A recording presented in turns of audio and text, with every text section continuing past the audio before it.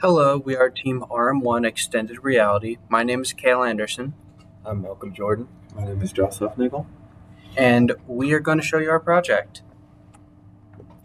Okay, for the introduction, we'll be going through the background information, project details, project tools, process, the project setup, our methodology, a quick demo, some surveying, and then next steps and a conclusion. Okay, for background information, extended reality is an umbrella term that encompasses augmented reality, virtual reality, and mixed reality. For our project, we are focusing on the VR aspect of the field, specifically looking at user cognitive load, which is defined as the amount of mental effort needed to process information and complete tasks. Now, the project overview for the beginning was pretty vague, just saying that the project would be related to extended reality and human centered computing. For the first few weeks, Dr. Mahmoud, our faculty head, had us read research papers on the topic of VR and cognitive load so we could formulate a concrete idea for our project. So, for our project, we want to study how degrading a user's virtual reality simulation will impact their cognitive load. We wanted to prepare a simulation for another group of researchers to conduct the experiment. And we specifically wanted to look into three conditions and their effect. We wanted to reduce the frame rate of the simulation and see how that affects a user's cognitive load. Well, we wanted to reduce a user's resolution in the simulation and see the same. And we wanted to compare that to a baseline control of regular refresh rate and regular resolution. Regular being the resolution of the headset that it natively comes to, which I think is 90 frames a second, and the native resolution, which I don't have on hand, but yeah. And here are some project tools that were needed to conduct it.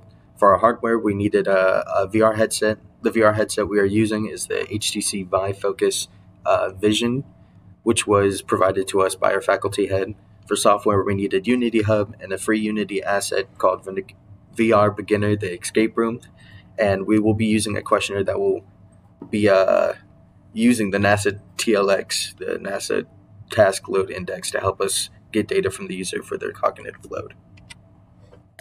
To create the project, we first imported the project from Unity's store. It's a free asset that is meant for just beginners to test out how to use Unity. For our purposes, we needed a quick simulation that we could set up and run the experiment in. So after that, we needed to write the scripts that'll control both the frame rate and the resolution. And we needed to test it and fix any problems that we may encounter while in it. And for a fresh setup of our project, if a person or a team wanted to go through it, they would need to go to our GitHub and download the script that will be used. Next, they will need to install Unity Hub, making sure it is the same version of Unity that the asset is using. They will next need to go to the Unity store to find the necessary asset, add it to their assets, import it to the Unity project. Once the project is open, use the directory to find and select the camera object and add the script from GitHub. And then it's just making sure the VR headset is connected and configured correctly, and then finally they should be able to run the simulation. So our methodology for the simulation is that participants would be put into an escape room puzzle, which is what that Unity asset was, and they're going to be put in the simulation in all three conditions in a row. They're going to be assigned these conditions in random order. So some of them may enter with first frame rate resolution reduction, then resolution reduction, and then the normal condition, and those conditions may be in a different order for them. We're going to alter the conditions that they're put under, and then we're going to subject them to a survey that'll give us their mental load.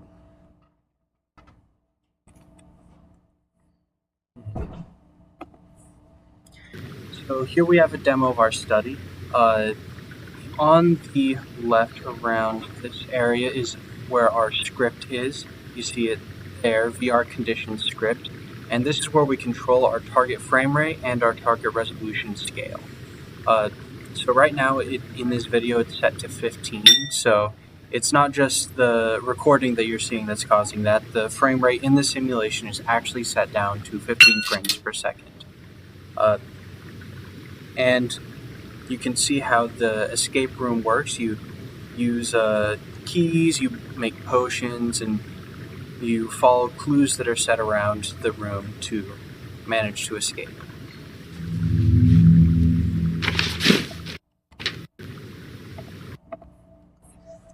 In the surveying process, measuring cognitive load we chose to do through subjective self-reported surveys. There are three primary ways of measuring cognitive load, with the subjective method being one, performance on a second simultaneous task, such as continuing to tap your foot at a steady pace, and the third being physiological measures like brain waves, pupil dilation, and heart rate. Since we do not have the equipment for physiological testing and the heavily polarizing nature of multitasking, with people sometimes forgetting entirely to continue their secondary task, we chose to take the more traveled road using a pre-existing framework for measuring cognitive load. Our survey that we chose to use is the NASA TLX, or Task Load Index. It is a multi-dimensional assessment tool with 6 measures of perceived workload. For this survey, we are using 10-point scales rather than the traditional 20-point scales. The 6 scales include mental demand, how much thought or mental effort was required; physical demand, how much physical activity was required; temporal demand, how much time it took; own performance, which is how well the participant believed they did; effort, how hard they felt they had to work in order to do that well; and frustration level, how irritated and annoyed or content and relaxed they felt.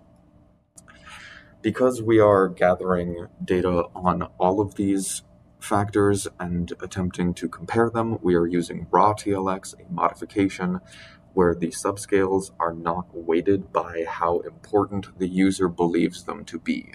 We are keeping each subscale and score separate so we can compare, contrast, and analyze each of these factors. The study will be administered through a Google form. While paper and pencil add less of an additional cognitive load to the subjects taking the survey, our faculty member requested we use a Google form to collect information. And finally, because ethics are important, the surveyors will be needing proper training and IRB review for human subject testing. This can be done through KSU's resources and will be acquired using Collaborative Institutional Training Initiative Program Training, or CITI, to meet the school's requirements. So our next steps are to fix the teleportation issues that we've been having inside the simulation, and streamlining the frame rate and resolution changes. So right now the script only goes into effect whenever the simulation has been restarted, and we have had some issues where it'll start at the wrong frame rate. So we'll work on getting those fixed. And we also need to run this survey to get trained for human subject research and gather all the volunteer subjects for the simulation. So in essence, this is a project to gather information on how simulation degradation, specifically lowered frame rate and resolution within a VR environment, affect cognitive load when completing a task. Our method of testing users is an escape room simulation in Unity, and our data collection is through a widely used assessment tool that allows us to analyze trends in multiple areas.